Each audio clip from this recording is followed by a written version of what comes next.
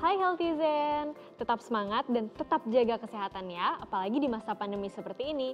And welcome to Dear Doctor.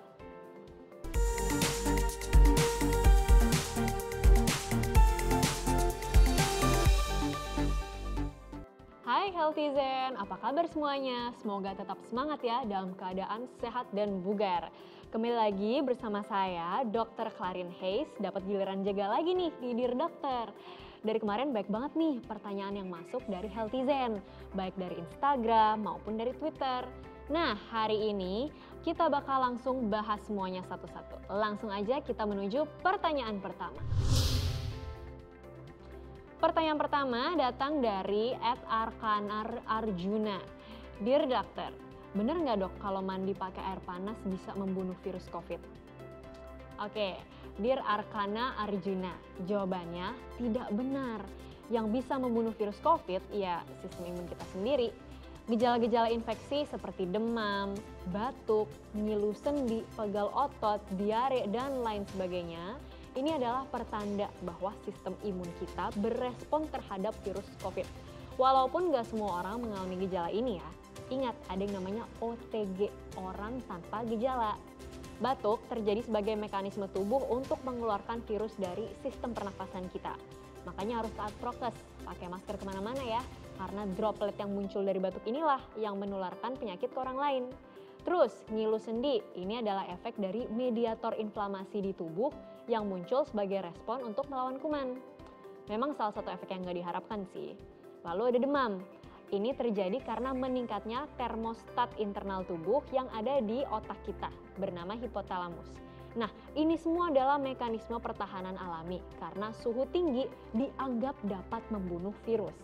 Mandi air panas bikin tubuh lebih hangat, memang betul. Tapi air panas ini hanya mengenai bagian luar tubuh kita aja, yaitu kulit kita. Jadi nggak menaikkan suhu inti tubuh ya. Sehingga mandi air panas tidak membunuh virus SARS-CoV-2 penyebab COVID-19. Walaupun begitu, mandi air panas ini memang memberikan rasa nyaman pada tubuh, punya efek relaksasi. Dengan begitu, tubuh akan lebih mudah beristirahat setelah beraktivitas seharian. Dan tentunya istirahat inilah yang kita butuhkan agar badan lebih fit dalam melawan berbagai patogen atau kuman jahat di tubuh. Selanjutnya ada kiriman video dari Instagram @bskrwsn. Yuk kita lihat bareng-bareng. Dear dokter, saya mau tanya kenapa ya dok saya jadi berjerawat setiap habis memakai masker seharian? Apakah ada tipsnya dok agar tidak berjerawat meski harus memakai masker seharian di tengah pandemi seperti ini? Karena jangankan di kantor, di rumah saja saya memakai masker dok karena trauma setelah sempat terpapar virus corona setahun yang lalu. Oke, jadi kondisi munculnya jerawat pada kulit setelah menggunakan masker seharian ini disebut dengan akne mekanika atau gampangannya maskne. Kondisi ini muncul karena kulit bergesekan terus-menerus dengan bagian dalam masker kita selama berjam-jam seharian, terutama saat kita berbicara satu sama lain. Karena gerakan-gerakan mulut dan otot rahang ini menyebabkan kulit bergesekan. Akibatnya, barrier kulit lama-kelamaan jadi terganggu dan terjadilah iritasi, radang atau inflamasi, ditambah kondisi yang lembab karena setiap kali kita bicara nih, kita mengeluarkan uap air loh yang terperangkap di antara masker dan kulit kita. Ini menyebabkan P. acnes tumbuh subur dan terjadilah jerawat. Kalau penyebabnya adalah masker, memang solusinya ya hindari penyebab, tapi kan nggak mungkin ya kita nggak pakai masker. Jadi yang bisa kita siasati yaitu dengan memperkuat skin barrier atau barrier alami kulit kita. Bisa dengan menggunakan skincare yang mengandung bahan-bahan seperti ceramides. Hindari bahan-bahan eksfoliator karena bisa memperparah iritasi yang terjadi. Hindari juga make up di area yang tertutup masker agar nggak semakin lembab dan menyumbat pori kita. Juga hindari makanan-makanan penyebab munculnya jerawat ya. Jadi nggak cuma dari luar aja, tapi dari dalam juga nih. Hindari makanan terutama yang manis-manis. Berikutnya ada konsultasik dari Diam Sestu. Dear dokter, dok, saya dan istri sudah divaksin COVID-19, tapi vaksin yang saya terima dengan vaksin yang istri saya terima berbeda. Sebenarnya apa sih vaksin yang cocok untuk masyarakat di Indonesia? Oke, Dear Diam Sestu, semua vaksin yang beredar di Indonesia baik dan cocok. sudah melalui tahap uji klinis dan sudah terdaftar di BPOM juga. Memang setiap vaksin memiliki beda metode pembuatan ya, beda interval pemberian, dan juga beda efek samping bahkan di setiap orang. Nggak masalah kok kalau vaksin yang Bapak terima dan istri terima itu berbeda. Yang penting tetap jaga prokes dan jaga kesehatan agar tubuh bisa membentuk imunitas dengan baik dari vaksin tersebut.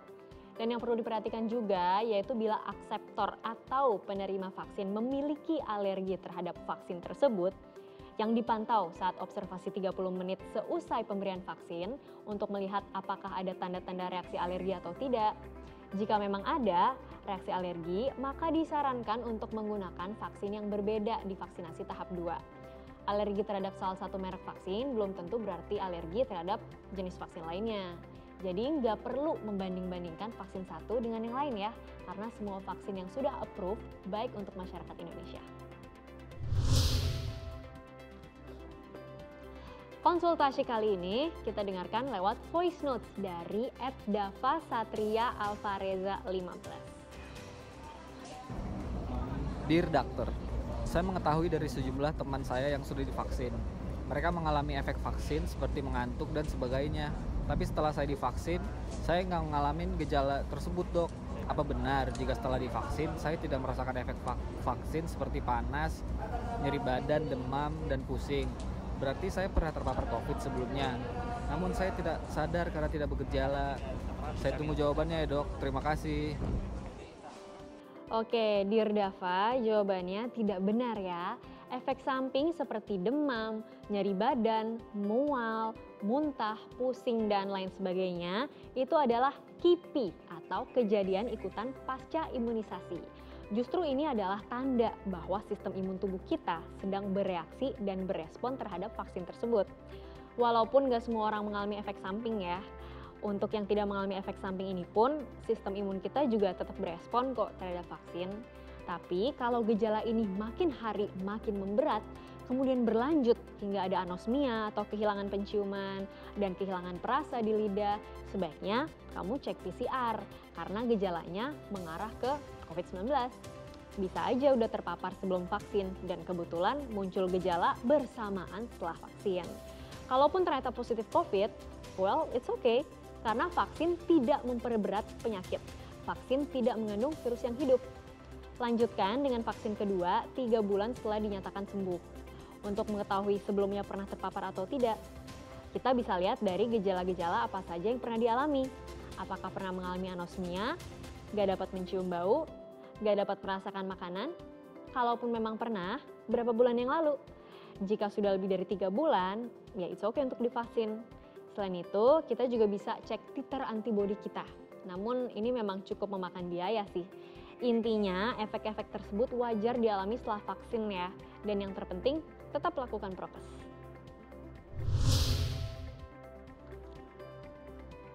Konsultasi selanjutnya dari Leo HHH. Dokter, kenapa ya vaksin COVID disuntikannya di tangan? Oke, Dear Leo, pertanyaan yang bagus. Sebenarnya ada 3 alasan. Pertama, vaksin disuntikan secara intramuskuler atau di otot lengan, yaitu di otot deltoideus. Karena di dalam otot memiliki vaskularisasi atau pendarahan yang baik dibandingkan dengan lemak.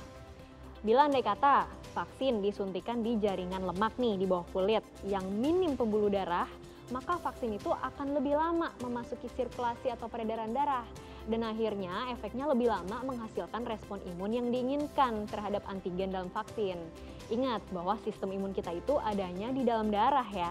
Jadi inilah kenapa vaksin disuntikan ke otot. Kedua, vaksin disuntikan ke lengan kiri. Ya, kenapa? Karena lengan kiri adalah lengan yang tidak dominan untuk berjaga-jaga supaya bila terjadi reaksi lokal seperti nyeri, bengkak, atau keterbatasan gerak itu nggak mengganggu aktivitas dan pekerjaan sehari-hari kita. Dan ketiga, penyuntikan di lengan ini lebih mudah dilakukan dalam vaksinasi massal. Nggak mungkin kan kita suntik di paha dan menyuruh orang melepas celana atau pakaian bawahnya terlebih dahulu kalau lagi sentra vaksinasi. Jadi lebih efisien aja dan lebih nyaman untuk disuntikan secara massal. Ya beda ya dengan kalau anak-anak yang memang masih sangat kecil. Memang disuntikan di paha karena otot lengannya belum berkembang. Seperti itu. Jadi sudah terjawab ya Leo. Sekarang ada kiriman video dari Zian Ole. Yuk kita lihat videonya. Dear Doctor, seharusnya saya akan menerima vaksinasi COVID-19 tahap kedua beberapa hari lagi. Namun karena alasan kerja, saya harus keluar kota sehingga jadwal vaksinasi saya jadi harus diundur 1 minggu. Boleh nggak sih dok jadwal vaksinasi diundur? Terus bagaimana sih aturan tentang waktu dosis kedua seharusnya? Apa vaksin tahap pertama yang sudah saya terima jadi tidak efektif? Terima kasih dok.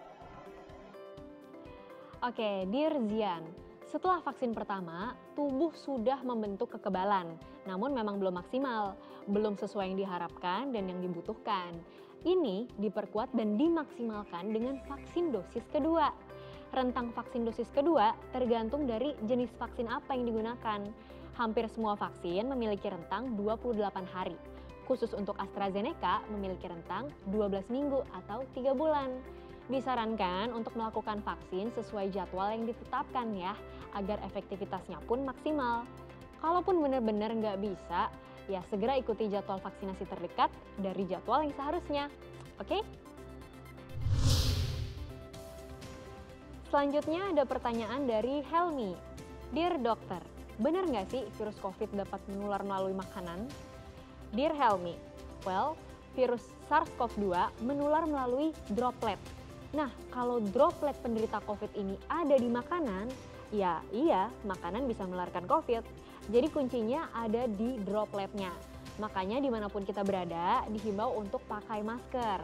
Supaya droplet yang keluar saat kita bicara, batuk maupun bersin, itu terserap dan tertahan di bagian dalam masker kita. Itulah kenapa disebut maskerku melindungimu dan maskermu melindungiku. Kalau droplet ini ada di gagang pintu, terus kalian pegang gagang pintunya, kalian mengusap mata, mulut, atau hidung tanpa cuci tangan terlebih dahulu, ya bisa juga gagang pintu ini menularkan COVID gitu. Jadi makanya jaga kebersihan dan cuci tangan sebelum memegang makanan, mata, maupun hidung ya. Wow, Healthy Zen, konsultasi asyik atau konsultasi kita sudah terjawab semua nih di Dear Dokter kali ini. Saya tunggu ya pertanyaan, keluhan, atau mungkin kebingungan dari Healthy Zen lainnya. Dan sampai jumpa di Dear Dokter selanjutnya. Saya Dr. Clarin Hayes pamit undur diri. We share because we care.